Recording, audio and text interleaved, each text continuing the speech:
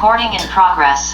Hey guys, so how to win in business using principles from the book Think and Grow Rich by Mely Hill. So this is great for people who are like accountants, therapists, let's say you're a bookkeeper, any kind of professional services business can generally benefit from the principles inside of this book. I'm going to specifically focus on accountants and bookkeepers inside of this video, but it's definitely something that you can use no matter what business you're in.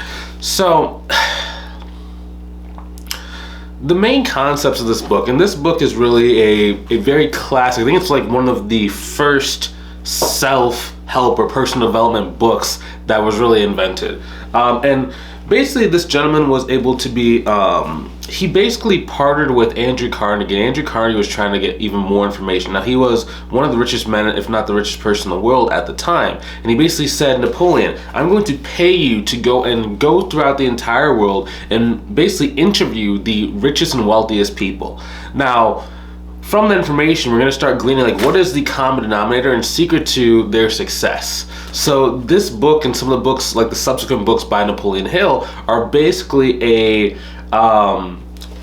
breakdown of his journey and like what he learned, so we can help regular people like you and I go and grow businesses, be able to go and reach the lives we want, and be able to like live lives of like freedom, peace, and joy. So I can't wait to break this thing down. So there's a couple main concepts I really want to go over. There's a lot of concepts inside this book, and if I tried to do like one video on every single concept in the book, it would take a long time. Like there are college courses on this book and like utilizing some of the different things that are inside of it. So we're gonna probably break this video into two parts. Okay, so I'm gonna break this one will be part one, next video will be part two. Okay, so concept one is gonna be faith. So and you gotta remember too, sometimes in these like other older books, they might use words that are slightly different. Like, so when it comes to faith, doesn't mean you have to be like a person of faith, or you have to be like overly religious. It's just belief. So belief in both of what you want and what your goal is. Okay, so we have to be consistently like visualizing and really developing unshakable belief in your ability to achieve whatever your goal is.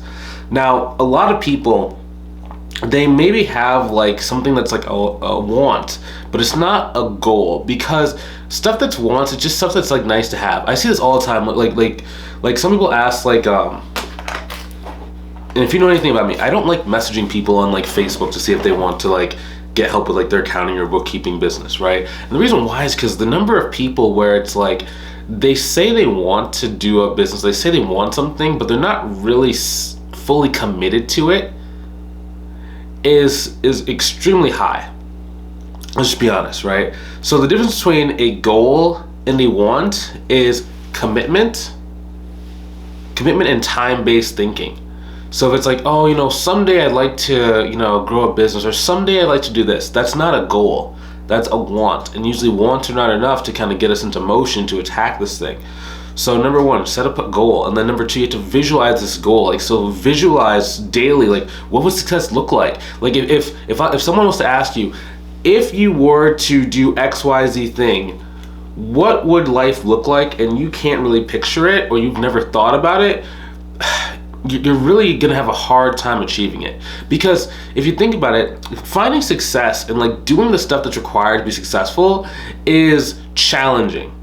It's emotionally draining sometimes, not all the times, but sometimes. Like, you might have it where you do a consultation call with the person, they say that they want to work with you, and then like all of a sudden they change their mind, say they go with a bookkeeper that's like 3 times expensive, or a bookkeeper that's in-house, or maybe they want to stick with their current like CPA, right? And that can be really frustrating, and just like it'll just like drain you and demoralize you. So if there's really no strong goals or desires or wants, it's very easy to get shaken and just like stop doing stuff. So you need to know exactly what success looks like for you.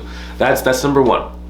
Number two, auto-suggestion. So this is really about training your subconscious mind to constantly look for signs and patterns and goals and do activities that move you towards your goals. So the subconscious is really, really powerful. A lot of these like professional development books focus on the subconscious. And the reason why is because success is oftentimes a combination of all the little steps and habits that we basically either live, do, or act upon every single day.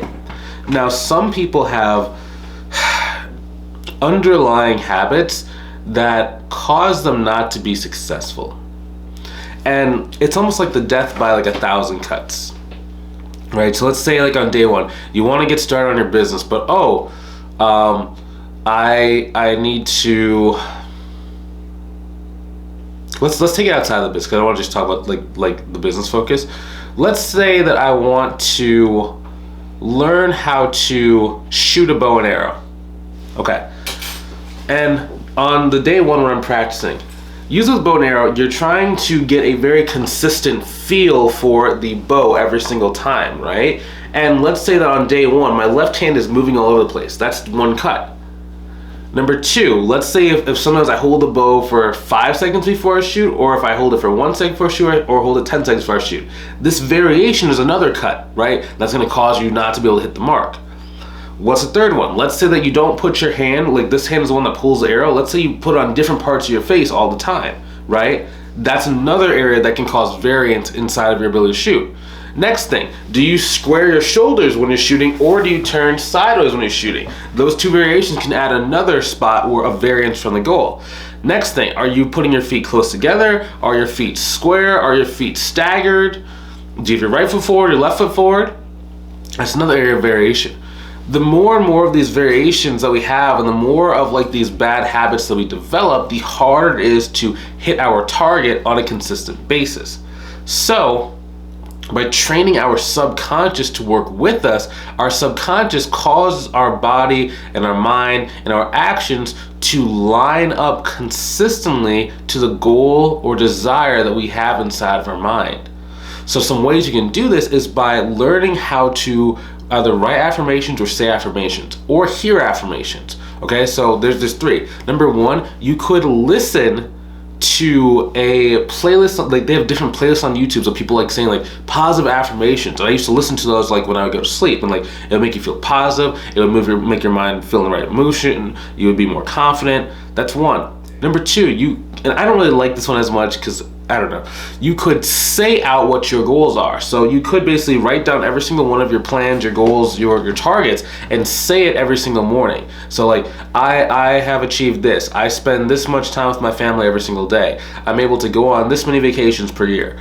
But make sure whenever you're doing affirmations, always in the present tense. Okay, that's just a cheat code that I've learned. If you're always saying like, I will get this, your brain doesn't believe that, right? But if instead you say like, this is a thing, our brain really thinks in terms of black or white in a lot of cases. I know it sounds kind of weird, but our brain doesn't really know how to conceptualize certain principles. And like, it can know it logically, but emotionally it doesn't know the difference.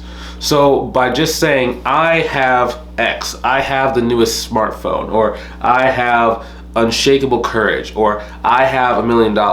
If you just say it and you don't have any emotion or any like negative emotions tied to it, your brain will not really pick up the difference. But what happens is your brain does not want you to feel like a liar. So it's going to help you accomplish these different tasks and actions to actually make what you're saying a reality.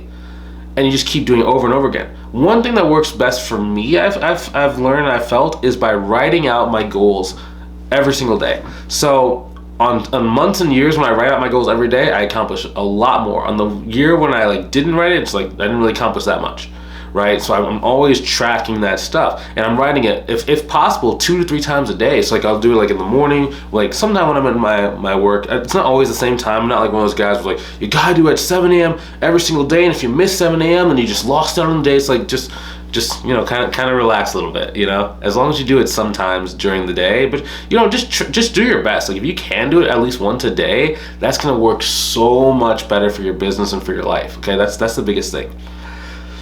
But yeah, but if you can write it out multiple times a day, or let's say you like speaking. I don't like speaking it, to be honest with you, because the speaking it in my view kind of feels a bit phonier, versus if you're writing it down, you're not only like writing out, like I think your brain, it just makes more sense to your brain where it's like you're writing it out.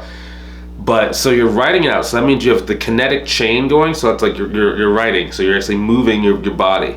Next, you're seeing the words, and in your brain, you're saying the words to yourself, right? That's what reading is. Reading is basically you're saying the words to yourself. And then you can start hearing it inside of your own internal voice. So you're activating so many different senses, and when you're doing that, then it makes it more real for you in your life, okay?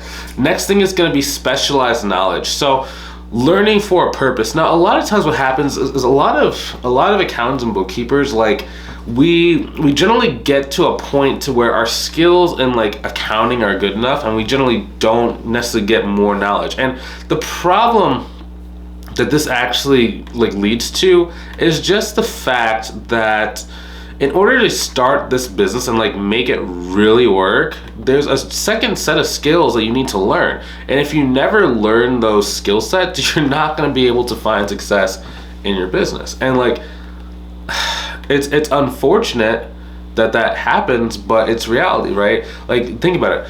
Just because you know accounting and bookkeeping, if you ever gone after a client, they say like, how are you different than XYZ person up the street? What that shows is that they feel that your skill set is currently commoditized, and you do not have the other subsequent skills that you need in order to separate yourself. Oftentimes, it's not just about accounting and bookkeeping skills, because there's 9 million people inside, let's say in the United States, there's 9 million people inside the United States where if you go on LinkedIn, they have the word accounting, bookkeeping, or CPA inside the profile. Actually, that's not even accounting bookkeeping. That's just counting accounting/CPA. It's not even bookkeeping, right? So like, there's a lot of people. Now, if you understand pricing, sales, and marketing, that's what's really going to separate yourself, right? Because all marketing is learning how to communicate who you are on a consistent basis to a large group of people, so that a subset and a portion of that group will actually want to work with you. And then all sales is communicating how you're different. You should never have someone say like, oh, you're the exact same as this person. If that happened, that meant either you didn't differentiate yourself on the sales call, or maybe the person just didn't understand your differentiation. Either way, if you're good at sales and consultations, then you're going to be able to pull that back and fix that, right? So that's the main thing. So I would always try and surround yourself with like experts or mentors to help fill those knowledge gaps. Now for me, in my first year of starting my accounting firm, I spent, it was like $35,600 and some change. I remember that number very specifically because that was more money than what I thought I would ever spend on like stuff. Cause like, I was one of those people who was like, if you can do it yourself, you might as well do it. And like, I didn't even know how bad my skills were until I started seeing other people that were way better than me doing the same things I thought I knew how to do. It was actually mind-boggling how like bad I was. I was so bad, but I thought I was so good. I think most people kind of think that they're good at sales and like marketing when they start something, just because they don't know what they don't know, right? You don't know how bad you are until like you actually can see it. Some people do. Like some people are very like accurate in like their self-assessment. I tend to fall more on the overconfident range. In a lot of cases, I've kind of, since I've gotten better at stuff, like my confidence level I think is more tempered, but like when I was starting, man, I was like so overconfident in everything. I just thought I knew how everything worked in the world, and like I was I was gonna kill it. I was gonna like make some moves and stuff like that. Yeah, so it's like you maybe you're like me, maybe you're not like me. It's okay. Like if you're not like me in that regard, and you're like more like maybe you're not as good at some certain things in your mind, that's okay too. It's not really about where you start, it's about where you're going, right? Next thing, so start using imagination. So this is kind of similar to the visualization. One thing you're gonna start noticing is a common theme. What a bad taste of mouth. Just had some rotisserie chicken a couple minutes ago. One thing that you're gonna start noticing is that 90% of success is gonna be like mental, right? So it's your ability to do like mental math. It's your ability to take rejection and keep moving. It's your ability to get frustrated at something and then come back the next day. It's your ability to compartmentalize. So let's say, for example, you have an argument with like your spouse. Can you put those feelings aside and do your job or run your business? If you can, you're going to be successful. Now, imagination is really just about, using creativity and practical imagination to develop ideas and solve problems. So this one's a little bit different. The past, like visualization, subconscious, were all internal stuff. Now, this book is talking about using your imagination to really start handling outward problems. So let's say that you're, dealing with a situation, being able to imagine like what are different solutions and think about it. There was this movie called The Avengers, and this guy, he was like a magician, right? His name was Doctor Strange, and they were in this battle with the main bad guy, and he was basically sitting on a like levitating on this rock, and his head was moving 1,000,000 miles an hour. He was basically using his imagination to think of every single perspective outcome that he could do. And he basically looked at about 3 million or 300 million different outcomes, and they lost every single time except for one.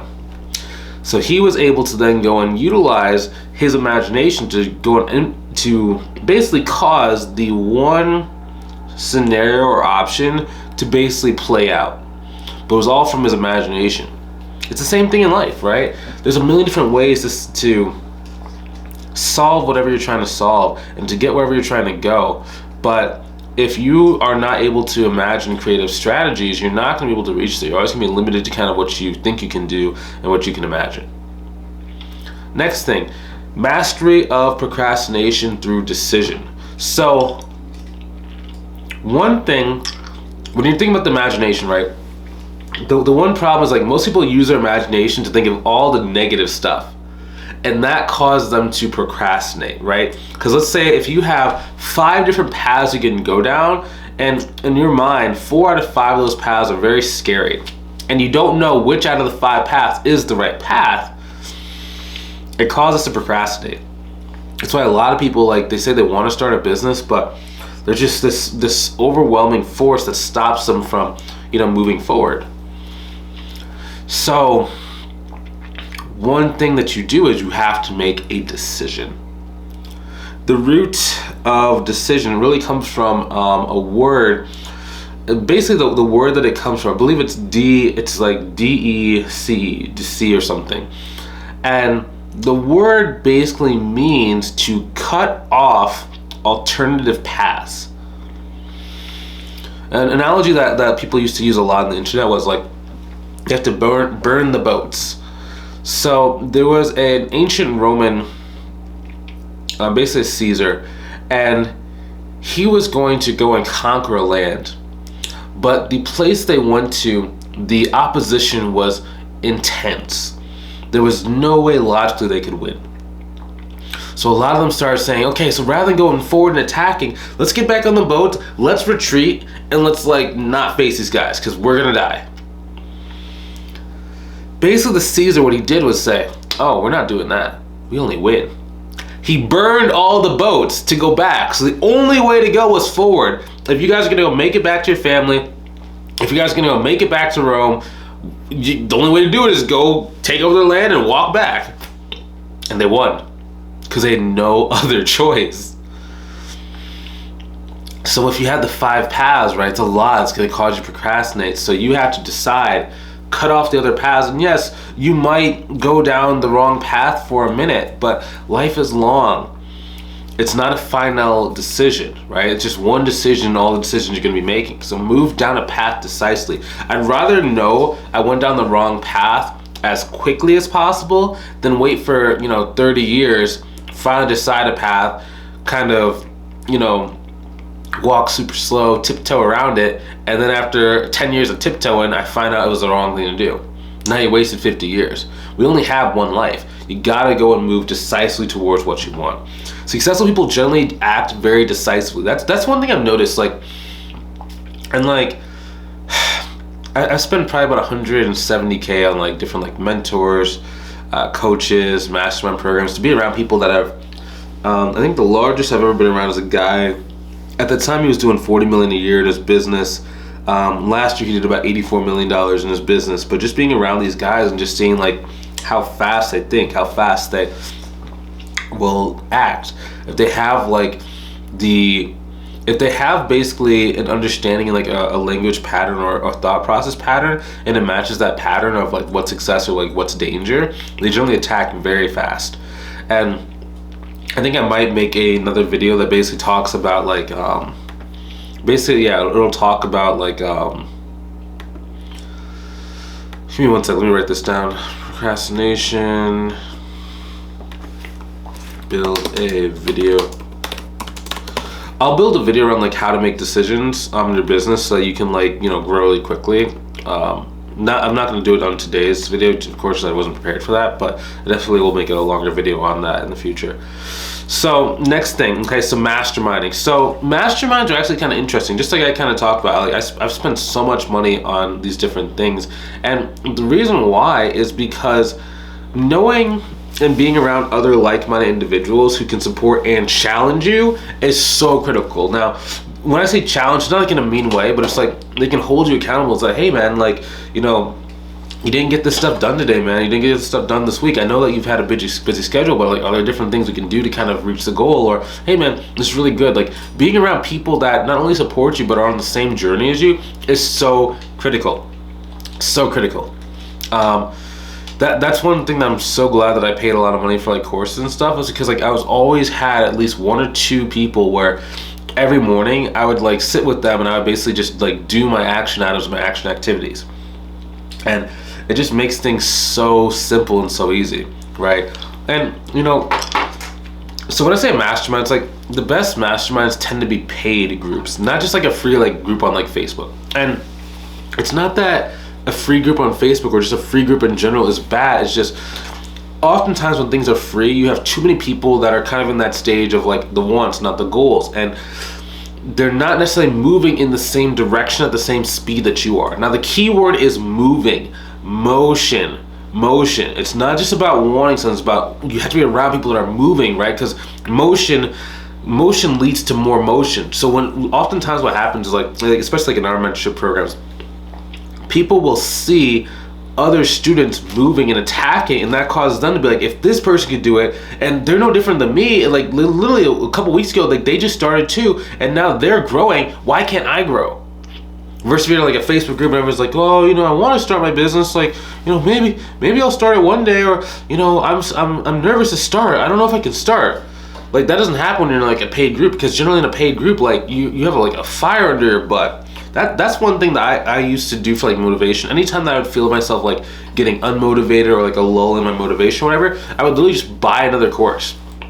And literally I would spend like, let's say like $6,000 on a course, then I'd literally get that $6,000 back like in 2 weeks, because like I just attacked so hard. And it was just like ridiculous, right? But it's like, you know, it just really gets things. And like having collective wisdom of like a mastermind group just multiplies your chance of success. And that's really all it is to it, man. So this has been part 1 of Think and Grow Rich by Napoleon Hill. Hopefully you learned something new. If you have any questions, leave inside of the comments. You know, I'd love to kind of answer some questions you have, and we can like make this series interactive. I think what I'm gonna start doing is I'm just gonna start making videos more like this, where we break down like a different book of success. Based on like what's worked for me, because I know like some people like maybe you don't have the money to like pay for like, you know, an XYZ $1,000 course or whatever at the moment in time, but I still think you should be able to kind of utilize some of the principles from this stuff to be able to kind of get some success. Okay, so I really appreciate your time. I really appreciate you joining me on this journey today. I'll talk to you soon. Have a good rest of your day. Take it easy.